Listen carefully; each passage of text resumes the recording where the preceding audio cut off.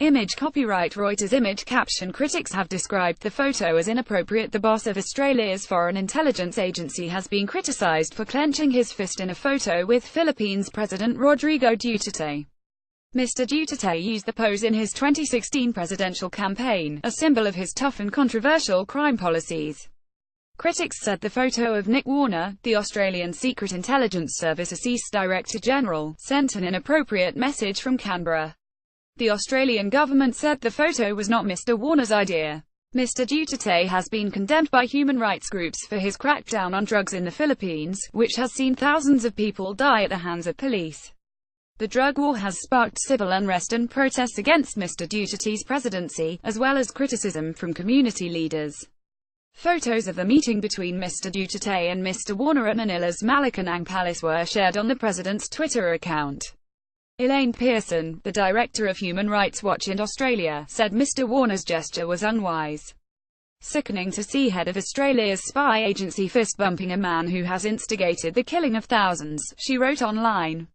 You wouldn't pose like this with a mass murderer. And one day, Duterte may be indicted for crimes against humanity.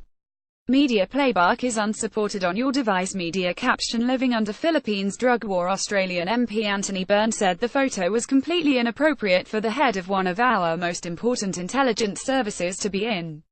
However, Australian Foreign Minister Julie Bishop, whose department oversees ASIS, said she was confident it would not have been Mr. Warner's idea. I do not know the details of how it came about or who released the photograph, she said.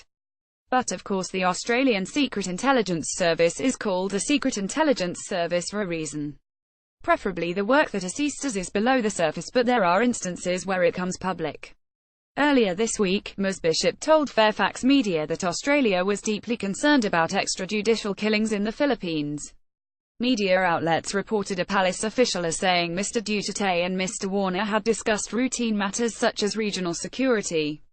Last week, the Australian government added so-called Islamic State in East Asia to its official list of terrorist organisations.